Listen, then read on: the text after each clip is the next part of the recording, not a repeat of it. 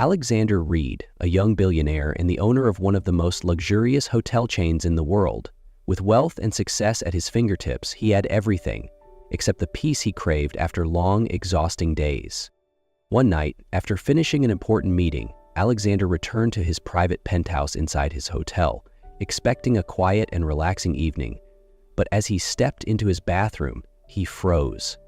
A young woman was fast asleep on his toilet seat. Instead of anger, curiosity sparked in him. Who was she? Why was she here? And most importantly, why did this ridiculous sight make him want to laugh instead of rage? Alexander had no idea that this bizarre encounter would change his life forever. Emma Carter, a housekeeping staff at Reed Empire Hotel, was utterly exhausted. Covering a night shift for her lazy coworker, she had spent the past week running on fumes.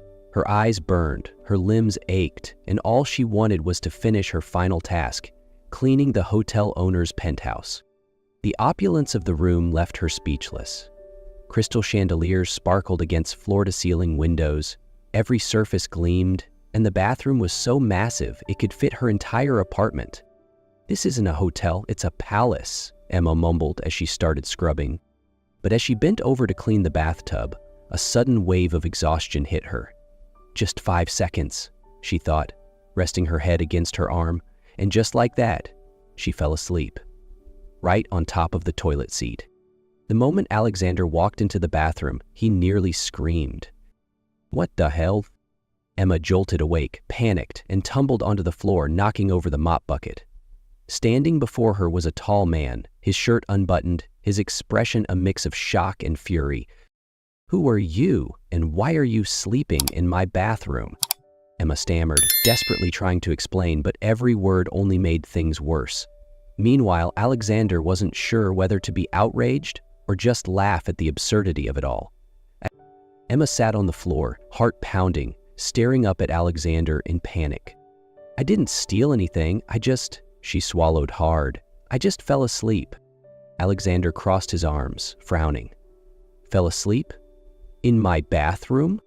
Emma hurriedly explained her exhausting work schedule, expecting anger, expecting him to fire her on the spot. But instead of rage, Alexander suddenly paused, sniffing the air. He turned, grabbed a coffee cup from the counter, and held it out to her. "Do you drink coffee?" Emma frowned. "Yes, but this one smells." She stopped, took a whiff, and cringed. Burnt. The beans were over-roasted, making it overly bitter. Someone tried to fix it with sugar, but that only made it worse. Alexander blinked. "You figured all that out just from the smell?" Emma nodded, slightly confused. "Doesn't everyone?" Alexander chuckled, but instead of mocking her, his eyes gleamed with intrigue. "No, they don't." He set the cup down and studied her like he had just found a hidden gem. "Follow me." Confused, Emma stood up and followed Alexander down to the hotel's main kitchen. Inside, a team of chefs was busy preparing breakfast. Marco Vasquez, the hotel's esteemed head chef, scowled when he saw Emma. "What's she doing here?" Marco asked, his tone laced with irritation. Alexander gestured toward Emma. "She can tell what's wrong with food just by smelling it. Let her taste today's breakfast." Emma's eyes widened. "Wait, I'm just a housekeeper." "Not anymore," Alexander said smoothly. "Today, you're a food critic." Marco smirked, arms crossed.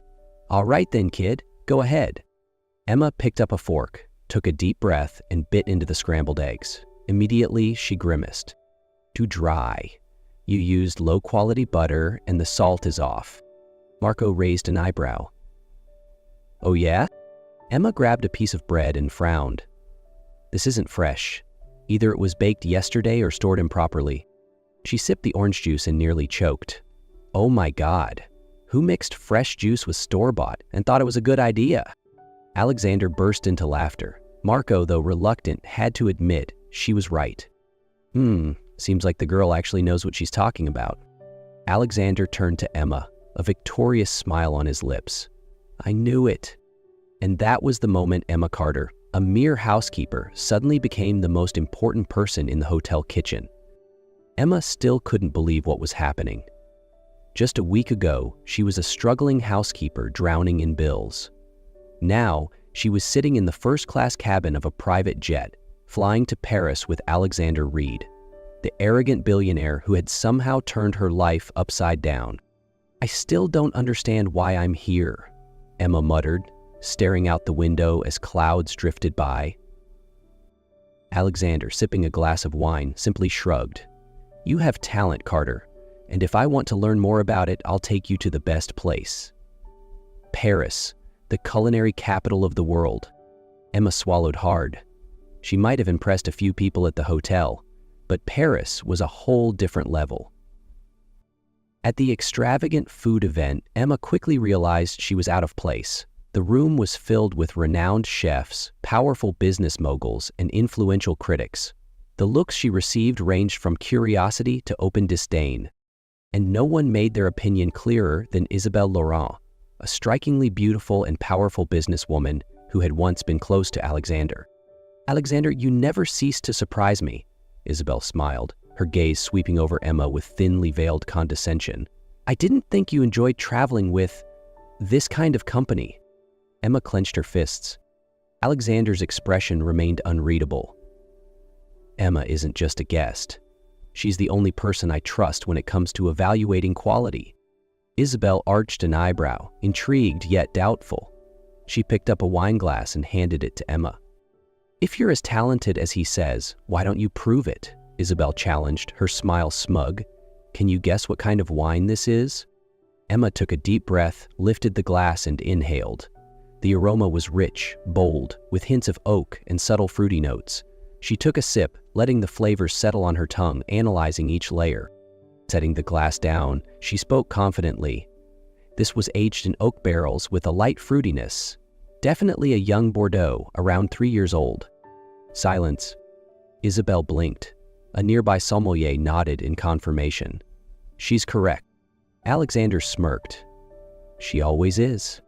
Emma met Isabelle's gaze and saw the flicker of irritation in her eyes. But for the first time, it didn't matter. She had just proven she wasn't some clueless outsider. Emma thought things would get easier after proving her talent. She was wrong. The next morning, as she stepped into the hotel lobby, she felt dozens of eyes on her. Some people whispered, others smirked. A chill ran down her spine. Her phone buzzed, a message from Carla, her friend back at the hotel. "Emma, have you seen the news?" Frowning, Emma opened her browser, and the moment she saw the headline, her stomach dropped. Billionaire Alexander Reed involved with hotel housekeeper.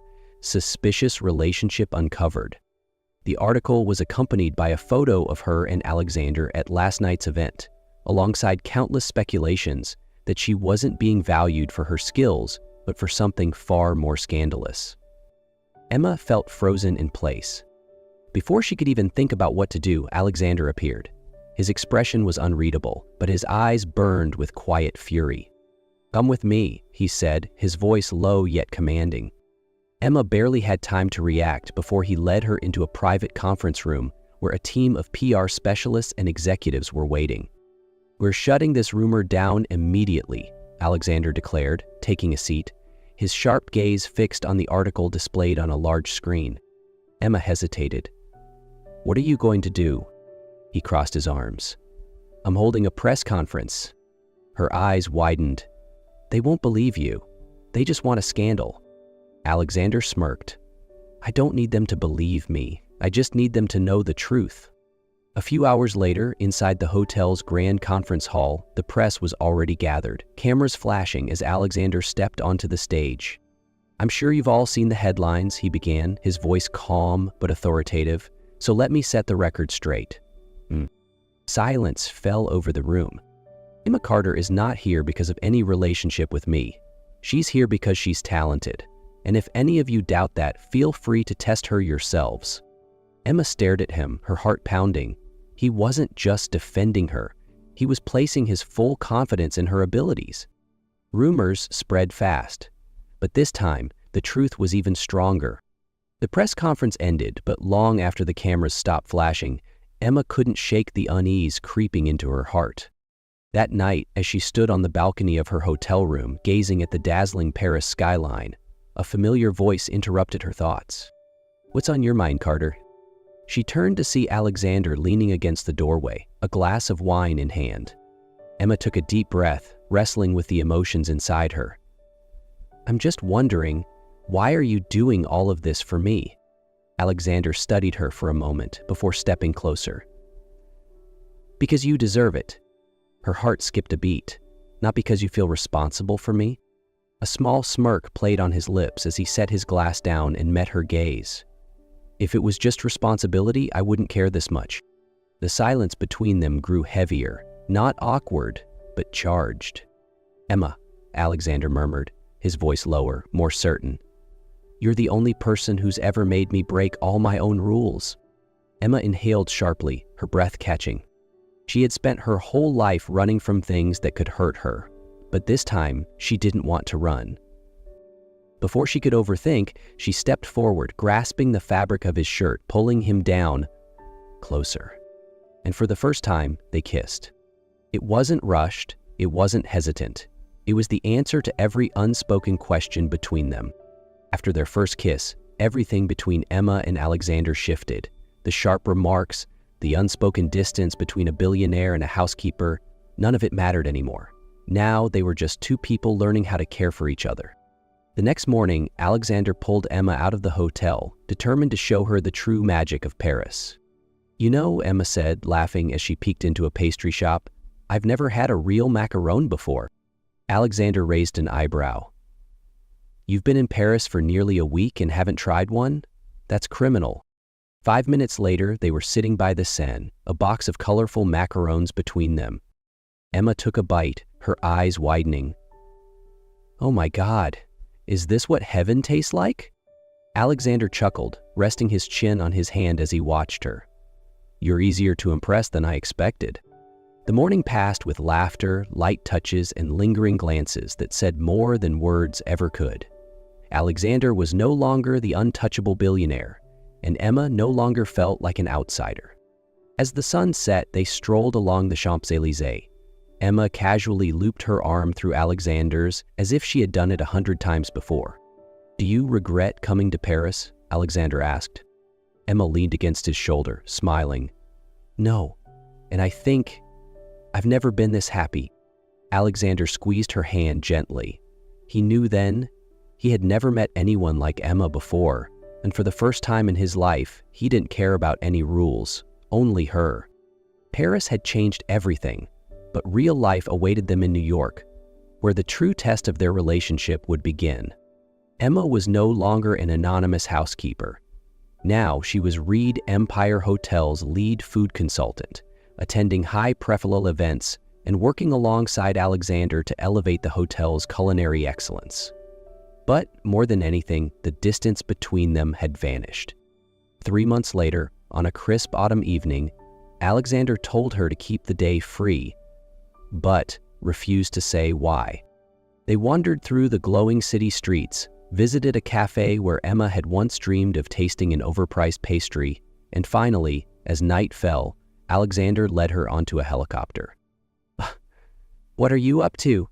Emma laughed, her heart pounding as they soared above the glittering skyline. Alexander smirked. "Wait and see." As the helicopter hovered over a secluded riverside park, Emma's breath caught in her throat. The area below, once dark and empty, suddenly lit up, but not with traditional lights. Hundreds of drones began to rise from the ground, forming dazzling golden patterns against the sky. One by one, they moved in perfect synchrony, aligning into glowing letters. Emma's eyes widened in shock as the lights shifted into 3 simple yet life-changing words. "Marry me?" Her breath hitched. She barely had time to process before Alexander gently tugged her hand, making her turn toward him. And then she saw it. Alexander was no longer sitting. He was kneeling. Right there, inside the helicopter, his steady hands holding a velvet box, a breathtaking ring glistening inside. Emma Carter, his voice, usually firm and commanding, now carried a rare tenderness. "From the moment you crashed, quite literally, into my life, nothing has been the same. You challenge me, frustrate me, and somehow Make everything make sense." Emma let out a shaky laugh, her vision blurring with unshed tears.